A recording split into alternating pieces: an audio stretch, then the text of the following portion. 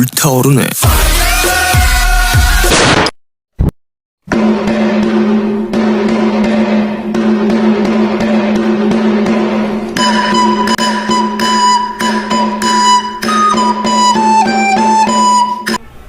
Welcome! Today we are going to recap about the topic that we learned last week and of course to refresh ourselves. Before we proceed in our previous discussion, by the way, I'm Alexis Santillano. We are so glad you could join us today. We are very excited about today's topic. Did you know the first topic that we learned is all about why read the classics by Italo Calvino? Who is Italo Calvino? Okay, Italo Calvino was an Italian writer and journalist. His best-known works include the Our Ancestors Trilogy, the Cosmico Mix collections of short stories, and the novels Invisible Cities and If in Our Winter's Night a Traveler. I think Italo Calvino offers 14 reasons we should read the classics. Yes, exactly. That's true. So that we should dedicate part of our adult life to rereading the classics that shape us as children. In fact, reading in youth can be rather unfruitful owing to impatience, distraction, experience with the products, instructions for use, and experience in life itself. Next topic that we studied last week about important case to analysis and the have 6 strategies for literary inquiry. First is deepening comprehension. It is determine and summarize important ideas and supportive details. Make connections between and among important ideas in the text. Second is inferring the author's purpose. Helps the reader better understand the main idea of the passage and follow the author's ideas as they progress. Likewise, an author has a purpose for the various decisions made in crafting the sentences in the passage. Third is considering multiple perspectives.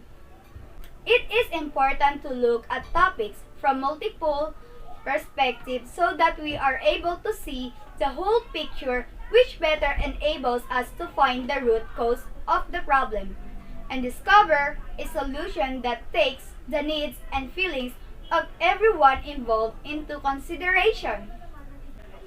The fourth is connecting text to context.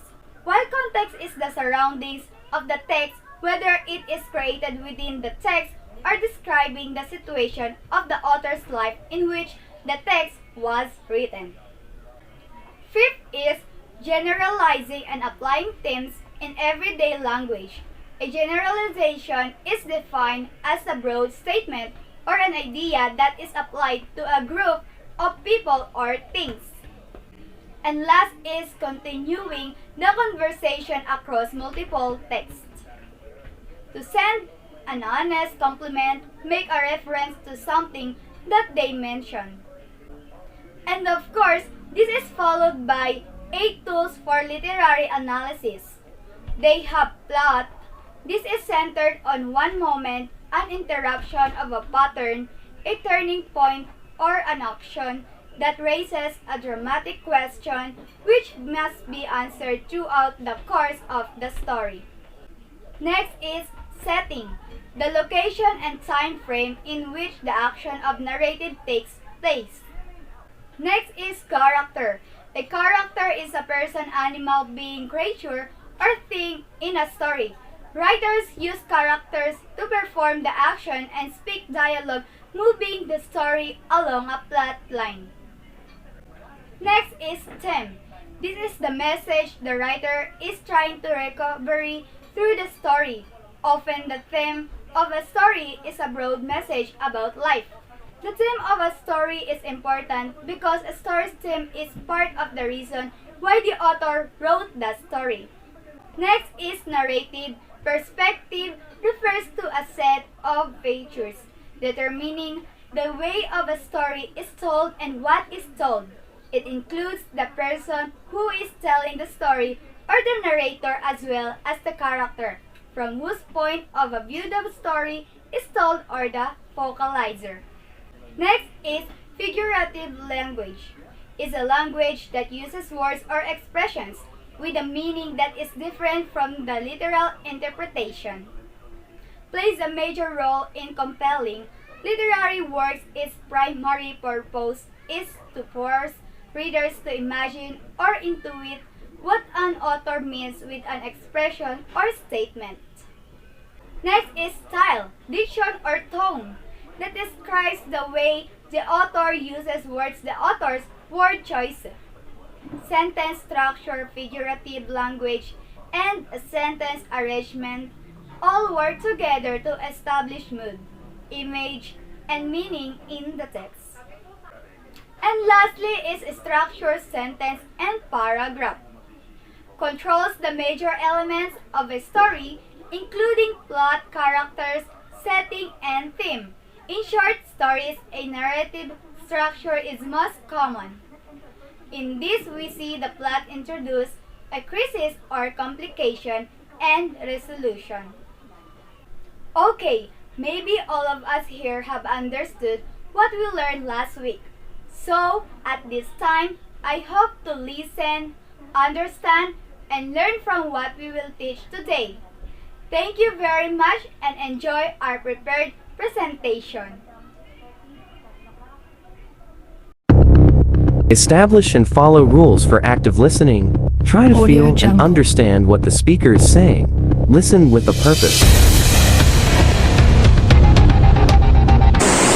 Before we proceed to the formal discussion of the literary masterpiece of the Middle East, for now, let's have a brain teaser. We call this game Guess the Jumble Letters. In this game, you just have to guess the jumble letters or words like this.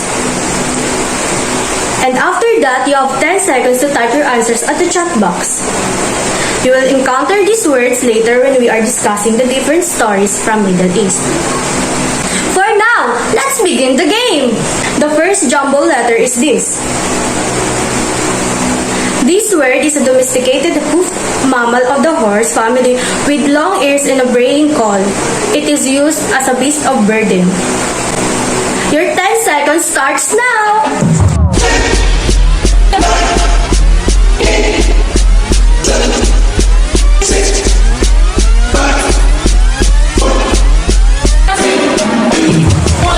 Time's up! If you answered the word donkey, you are correct! The second jumble letter is this. This word means a container typically made of glass or plastic and with a narrow neck used for storing drinks or other liquids. Your time starts now!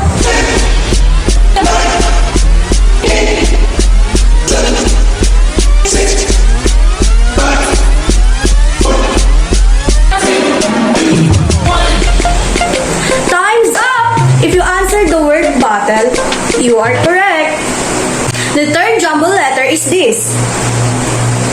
This word is an infectious disease that causes severe and disfiguring skin, sores, and nerve damage in the arms, legs, and skin areas around your body. Your 10 seconds starts now!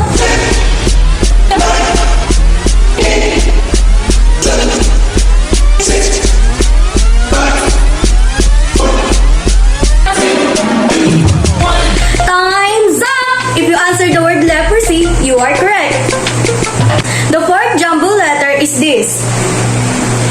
This word is a stick used to strike the ball in the game of polo.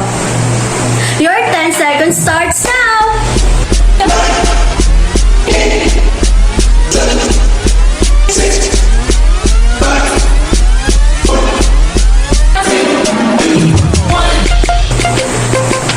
Time's up! If you answered the word polo stick, you are correct. The fifth jumble letter is this.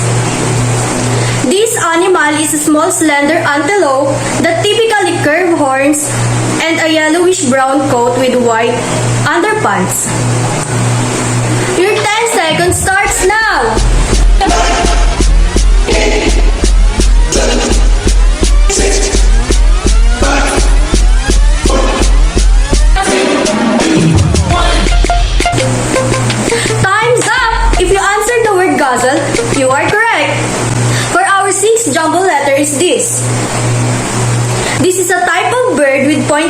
and a long tail that can be trained to hunt other birds and small animals. Your 10 seconds starts now!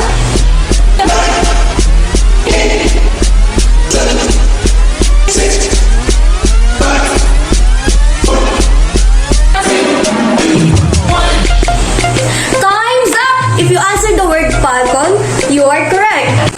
Our 7th jumble word is this. This is a toy consisting of a light frame with a thin material stretched over it, flying in the wind at the end of a long string. Your 10 seconds starts now!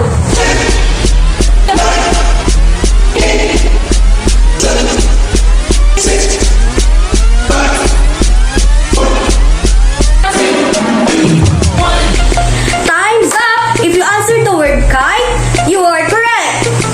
Our 8th jumble letter is this. This word is a book of kings in an epic poem written in 1010 and containing about 50,000 couplets. Your time starts now!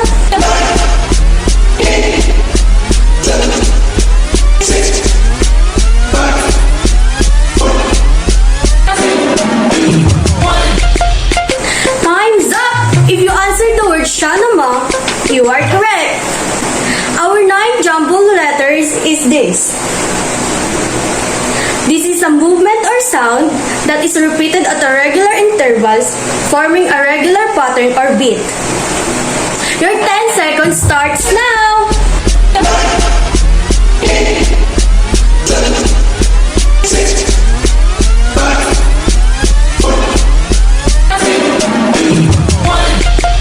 Time's up! If you answered the word rhythmic, you are correct. Our 10th and last jumble letters is this. This person is the best known of all ancient Mesopotamian heroes and the main character and hero of the famous ancient Babylonian epic poem. Your 10 seconds starts now!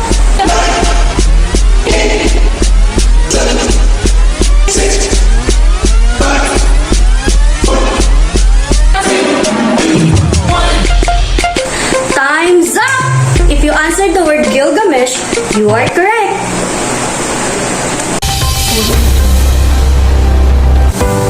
After we answered those jumble words, let's have some trivia and fun facts about the Middle East. Here are some fun facts and trivias about the Middle East.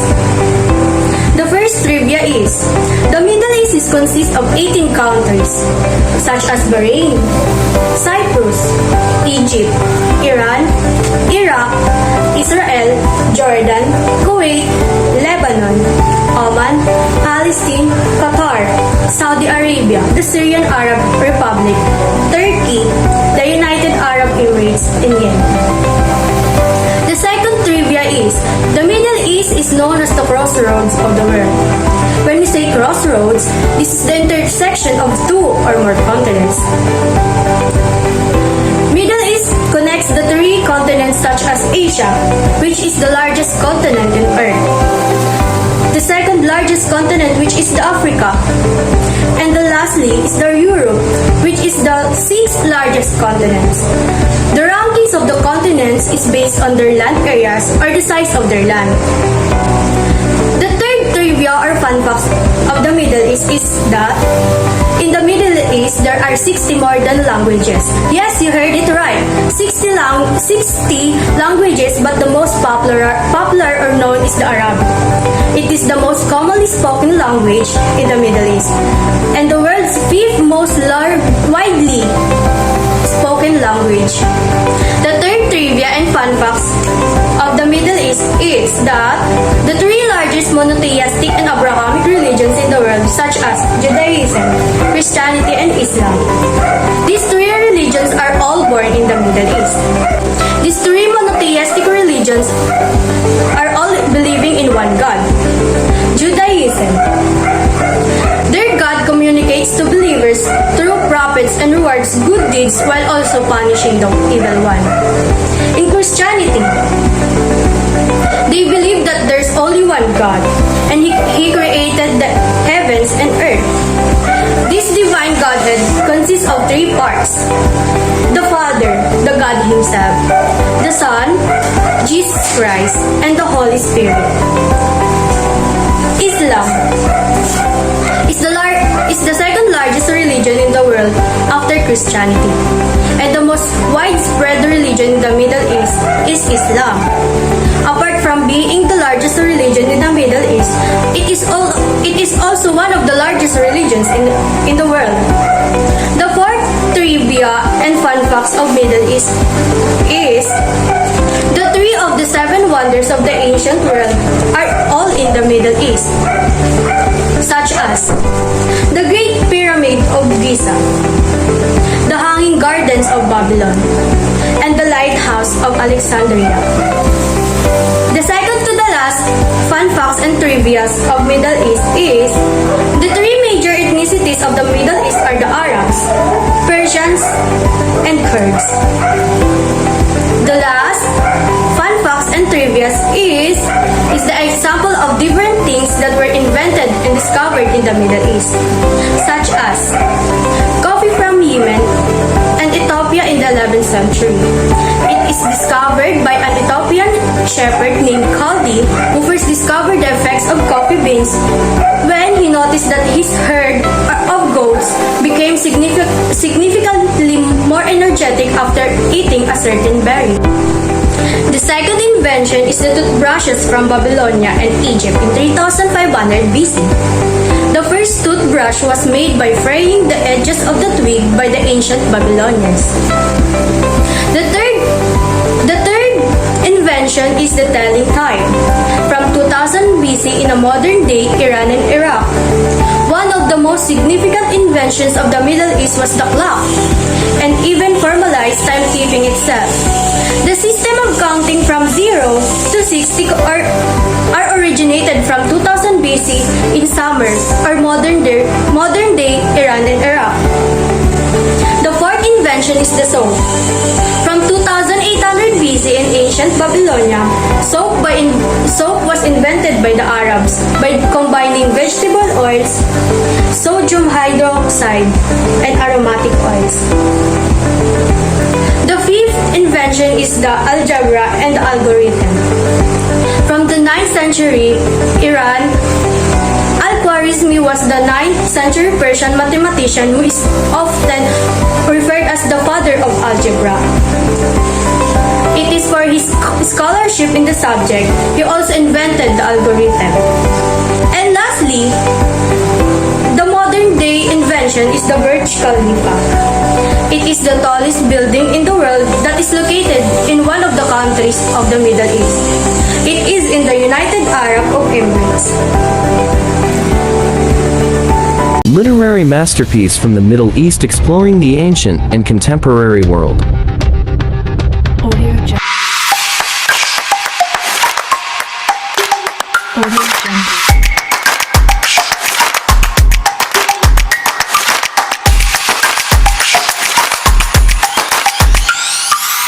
Audio Jungle. Today's topic is focused on the literary masterpieces of the Middle East, where we will explore the ancient and contemporary world. The Middle East. It is composed of countries on the Arabian Peninsula and some African countries lying on the southern shores of the Mediterranean Sea. It is known as the three main monotheistic religions originated from the Middle East. It is located between the three continents such as Asia, Africa, and Europe. Meaning, there is a diversity of ethnicity, language, cultures, and belief systems. The historical overview and summary of Middle East masterpieces. Shahnameh, the Epic of King, from Iran. Written by Abul Qasim Ferdowsi in 977-1010 BC. It is considered to be a longest creation by a single author in the world literature where it has a length of 50,000 couplets, 62 stories, and 990 chapters. The book is inspired by some Persian myths, legends, and history. It was started in the dynasty of Samanid by a poet of Dakiki that contributed to the development of Persian literature and was finished by Ferdowsi during the Ghaznavid dynasty. But unlike the previous dynasty, the era was less enthusiastic about literature. Ferdowsi, because of his interest in the Persian past, wanted to create a work that honor and preserve the history and make sure never gets lost even after 1,000 of years. Which is why his work is created as the work that preserve Persian language, culture, literature, and is the national epic of Iran. Now, a brief overview of Shahnameh. It is made up 3 cycles, and those cycles as Pishdadiyan, Kayaneyan, and Sesaneyan. Pishdadiyan cycles, also known as the mythical age, is purely composed of mythology, and the next cycles was the Kayaneyan cycles, describe the Iranian kingdom where an ancient epic is produced with the combined myths and legends, also known as the heroic age. And the last, the third and final cycle of the Shahnameh is the Sesaneyan cycle, also known as the historical age.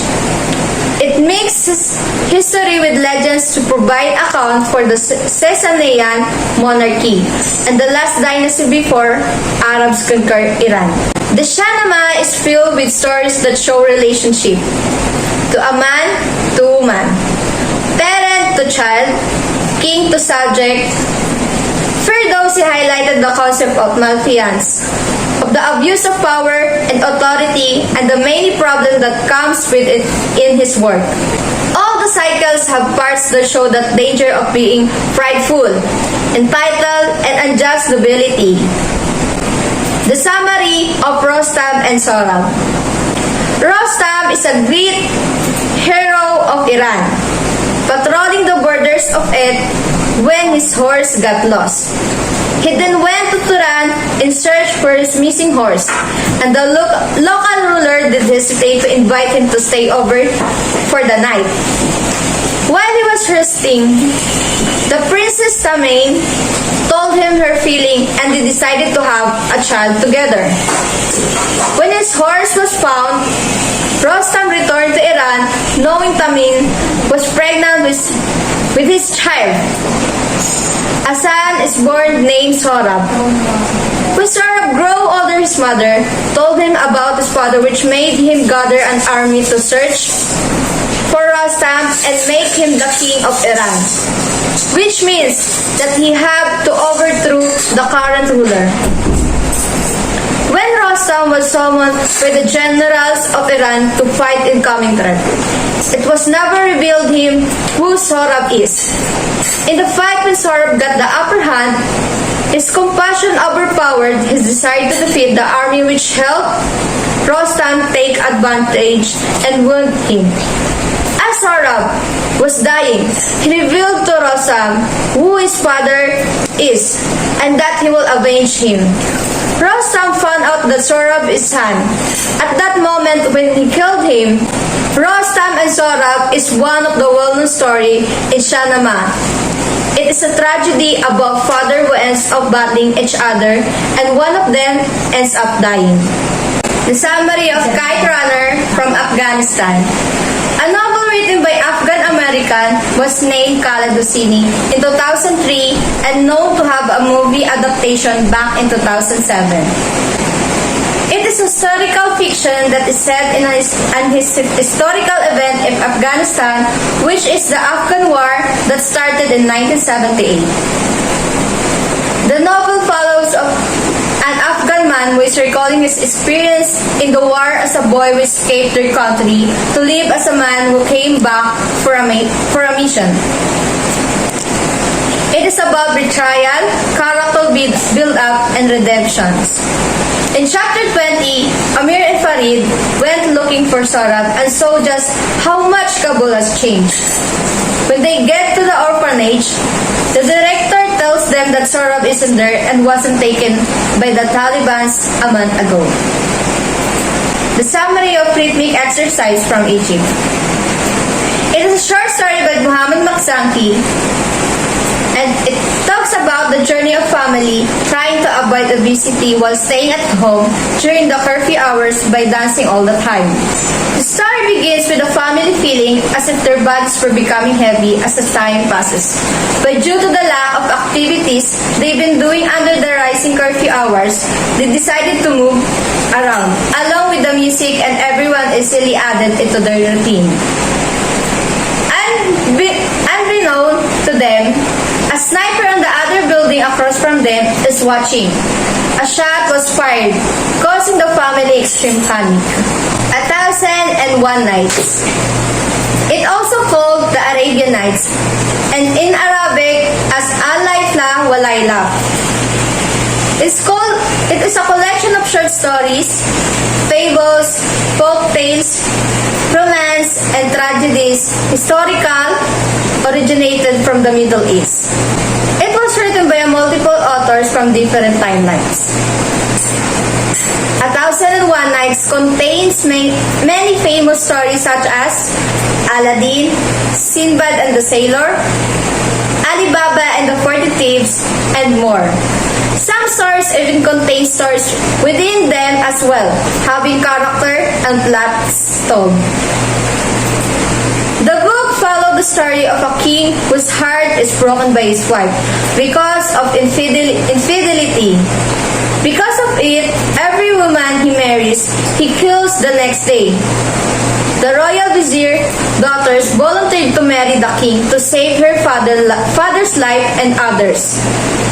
To survive till the next day, she tells him a story and leaves a cliffhanger to be finished the next morning. Then, to start a new story.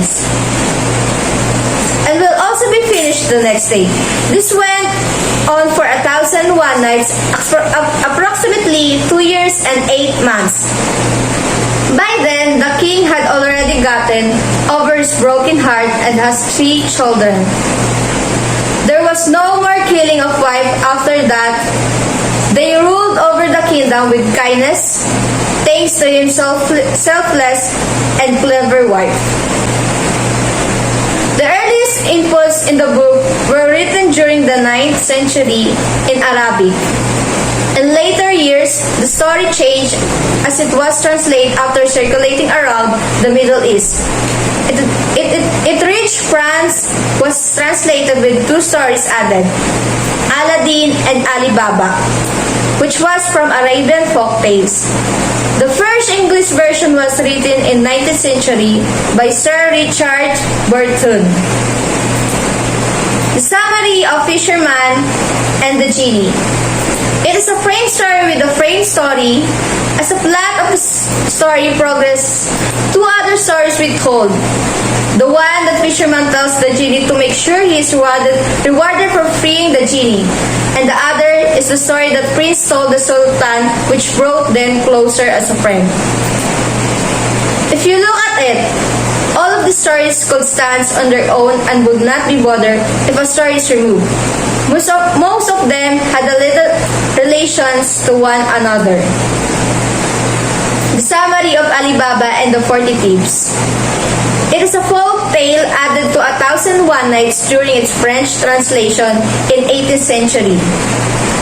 It is considered as one of well-known stories told, especially to children. Did you know where the term Open Sesame originated? That's right. It's originated from the story of Ali Baba and the 40 Thieves. And though it is titled like that, neither Ali Baba nor the 40 Thieves were highlighted as the clever one. Rather, it was Ali Baba's servant, Morgiana, who ends up becoming his daughter-in-law.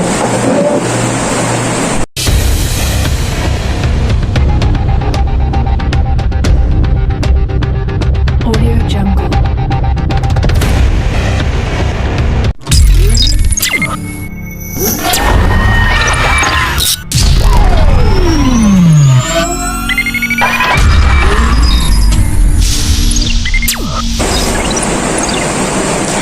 analysis of the Epic of Gilgamesh. First, let's talk about its historical overview. The Sumerian civilization during the ancient Mesopotamia were the earliest civilization to develop writing by means of marking clay tablets in a script known as cuneiform. It was said that the Epic of Gilgamesh first appeared during the 3rd millennium BC or the early to Middle Bronze Age. Over the course of 12 tablets, written is the long journey of the Sumerian king Gilgamesh. It was also mentioned that the epic began with a series of Sumerian poems, tales tracing back to 2100 BC, but the most complete version was done by the Babylonians in the 12th century. After years of finishing the script, it was lost for many years until archaeologists dug up a copy of it in the northern part of Iraq, and since then, the Epic of Gilgamesh is known as the oldest piece of literature and one of the most beloved of stories in Mesopotamia. First, let's talk about the summary.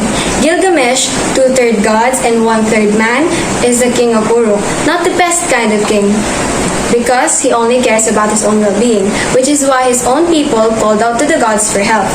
Aruru, the goddess tasked to appeal to the people's cries, created Enkidu, the being who is strong enough to stand up to Gilgamesh and will help and save him from trouble.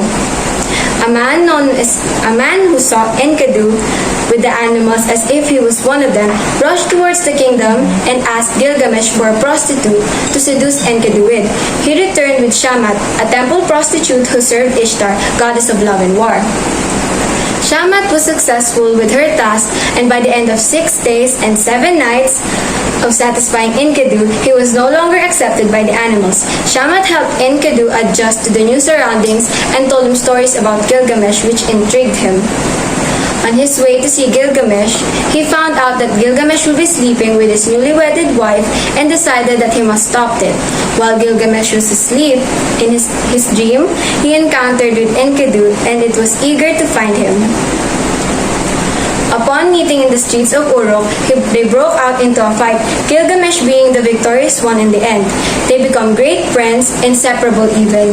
It was stated that Gilgamesh prioritizes Enkidu before anyone else.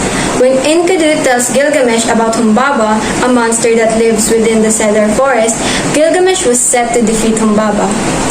After a long preparation, they went to the forest and defeated Humbaba with the help of Shamash, the sun god who Gilgamesh's mother requested to assist them in their journey. After the battle, Ishtar offers herself as bride to Gilgamesh, which he rejects and insults the goddess for. Furious, she demanded that the bull of heaven to come and punish Gilgamesh, and she threatens the two and ends up in the bitter end when Gilgamesh and Enkidu kill the bull. Because of this and their previous journey to the forest, the gods decided that one of them must die. It was Enkidu who suffered for 12 days before finally dying. Heartbroken and terrified for his own mortality, he decided to go on a journey and find immortality. Gilgamesh. He starts looking for Utnapishtim, the only one granted immortality by the gods. On his journey, he meets Siduri, who advises him to enjoy his life as it is, but to no avail. Then he meets Urshanabi, who was patient enough to ferry him to the waters of death and to the residence of Utnapishtim. When he meets Utnapishtim, he was told the story of how Utnapishtim became immortal. Gilgamesh realized that he had done nothing for the gods to deserve that kind of blessing. So then he left and went and journeyed back to Uruk. But before parting ways with Utnapishtim, the Immortal One told him about the plant that could bring back youth. Gilgamesh looked for this plant at the bottom of the sea. He retrieved the plant, but on his way back to Uruk, he took a break to bathe, leaving the plant unattended.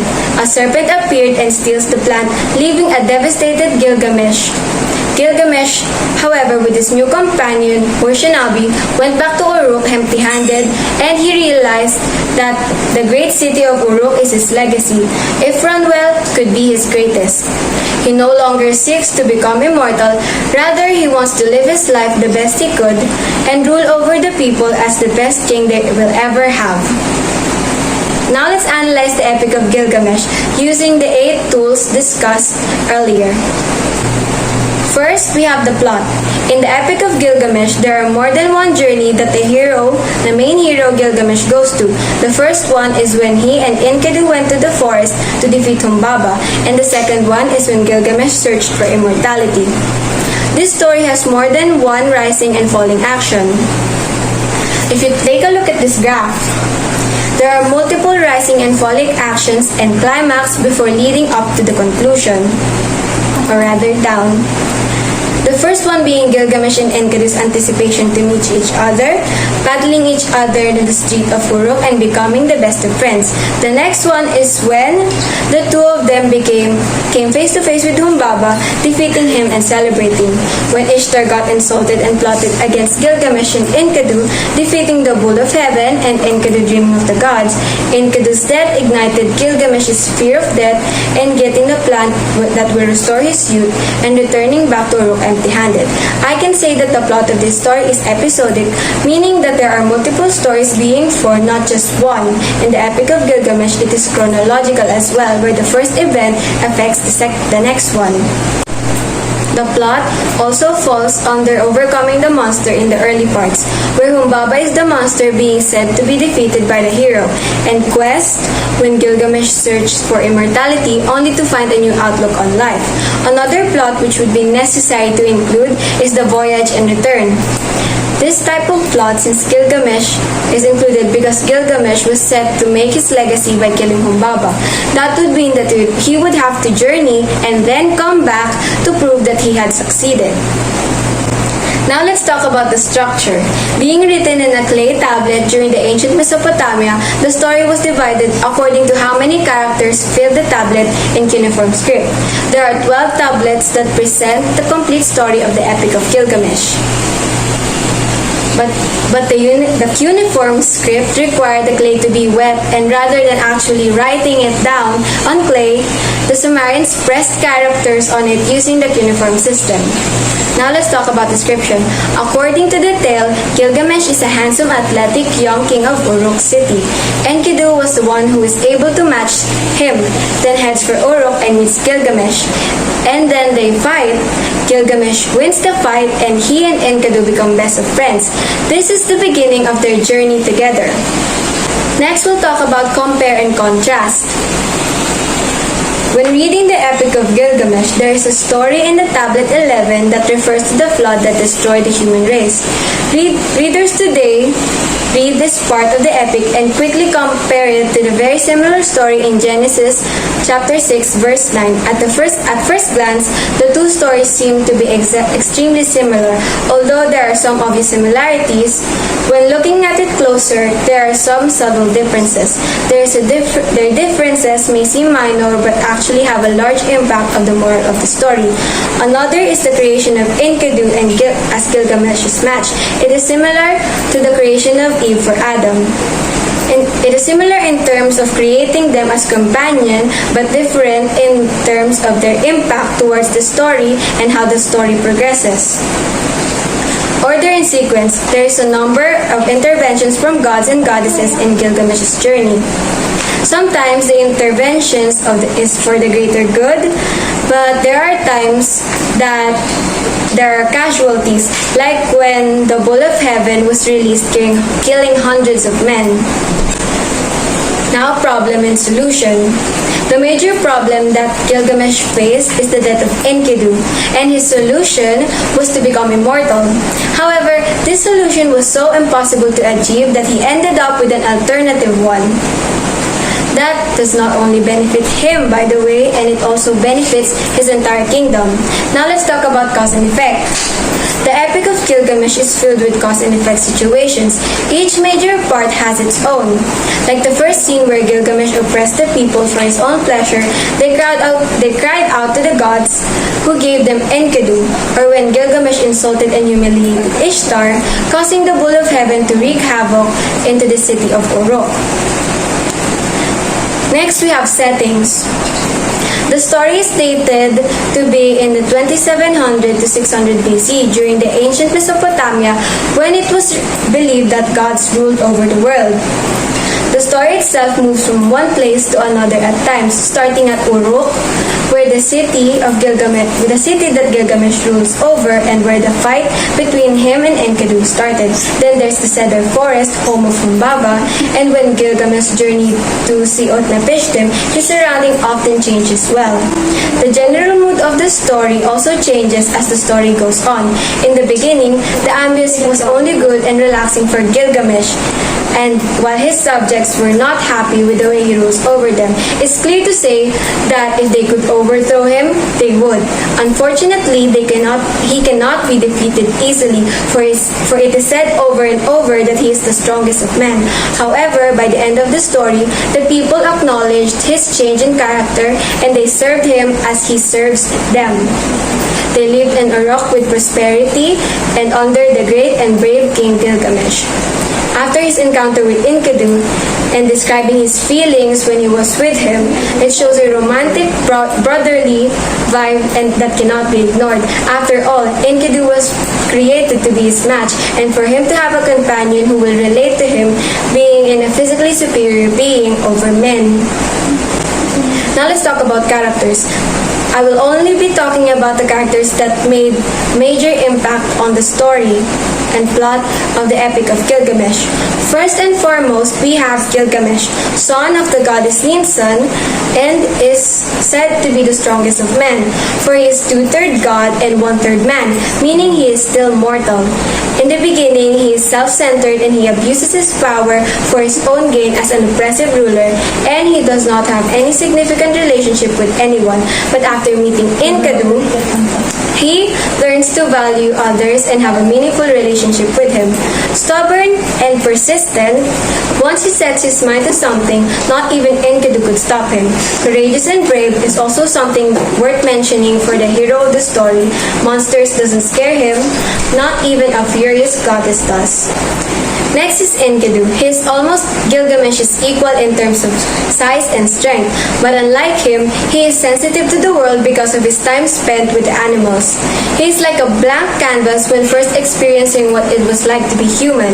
He knew nothing. He is cautious, which complemented Gilgamesh's rash behavior at times, and just as courageous as him too. Shamat is the prostitute that introduced Enkidu to the world and to Gilgamesh. She serves directly for the goddess of love and war in her temple, meaning that she is trained in lovemaking. She is kind, caring, and patient towards Enkidu when he was still clueless about the world. Next, we have Ishtar, the goddess of love and war, whose worship takes the form of sexual acts. She accepts any man who can give her attention she wants, but can and will easily cut them off in an awful way once she has had her fun. Her anger is not taken lightly because she is vengeful and she is also easily displeased. Next is Urshanabi, the ferryman that helped Gilgamesh cross the waters of death to reach Utnapishtim. He was patient enough to tolerate Gilgamesh's behavior after losing Enkidu. Urshanabi accompanied Gilgamesh back to Uruk and becomes a citizen there at the end. Last but not the least, we have Utnapishtim, known as the only mortal to have been blessed with immortality by the gods. He is old and wise but also impatient. He didn't give Gilgamesh the immortality he wants, but he was considerate of the fact that Gilgamesh went through a lot just to see him. He lets Urshanabi, who had served him for a long time, go and join Gilgamesh on his trip back to Uruk. Next, we'll talk about theme. First, friendship. At the beginning, Gilgamesh was oppressive and self-centered. He cared only about himself, but after meeting Enkidu, he learned to value him and treated him as an equal. Even after displaying his superiority over him in battle, his treatment towards his people also changed after his journey to find immortality. He became one of, if not the best ruler of Uruk. This theme isn't just centered on Gilgamesh. The same can be said for Enkidu. His major distance from man made him clueless of everything about Uruk, but after meeting Shamat and Gilgamesh, he experienced feeling he had never known he could experience before. Next is death. Nearing the end of the story, it focuses more on how Gilgamesh is afraid of death after losing Enkidu. He searched for immortality, only to come back to Uruk empty-handed. Eventually, he realizes that the importance of life and changed his behavior as a king. Next is legacy. Although not highlighted as much as the two other themes, it is very important to note this too, because as a substitute for the immortality that Gilgamesh will never have, by the end, he made Uruk his legacy that will live forever. Gilgamesh has a deep desire for fame and legacy, going as far as killing a monster that wasn't even a threat to his kingdom just to prove his greatness. Now let's talk about the narrative perspective and style of the story. Being the earliest literature ever written, the third-person perspective is the earliest form of narrative as well. The story is written in a third-person omniscient point of view, giving detailed description of the feelings and thoughts of each character in the story. That being said, the Epic of Gilgamesh is written in a narrative and descriptive style, describing the different thoughts and emotions that the characters are feeling as series of events unfold. Next is the figurative language. For something as early as written as this book, it uses figurative languages very well. The use of metaphor is duly noted during the fight with Humbaba. It is said that, quote, "And stood over Humbaba with his axe, raised high above his head, watching the monsters plead, in strangled sobs and desperate appeals, the way the sea contours under the violent squalls," end quote. This described how Humbaba sobs are the same as how the swirling sea is during a storm. Simile is also another figurative language used in this story. These two devices made it easy for readers to understand and visualize the description in their heads because it is already stating the likeness of a situation or a thing. Imagery, the usage of describing using senses, is also utilized when they went to the forest to defeat Humbaba. It is important to have readers know just how dangerous of a battle they will be going to, and the usage of imagery gave justice to that. Another device that helps emphasize some parts of the story is repetition, especially when Gilgamesh traveled through the dark, pitch black tunnel for hours with nothing behind him and nothing before him. Overall, the story, as old as it is one of the standard when it comes to epics and literature in general. After all, it is still being discussed up to this day. An adventure filled with twists and turns that presents different themes and elements that work together to deliver the plot and story efficiently. If Uruk is the legacy that Gilgamesh left behind, then this story, the Epic of Gilgamesh, is the Uruk of the Sumerians. Audio Jungle.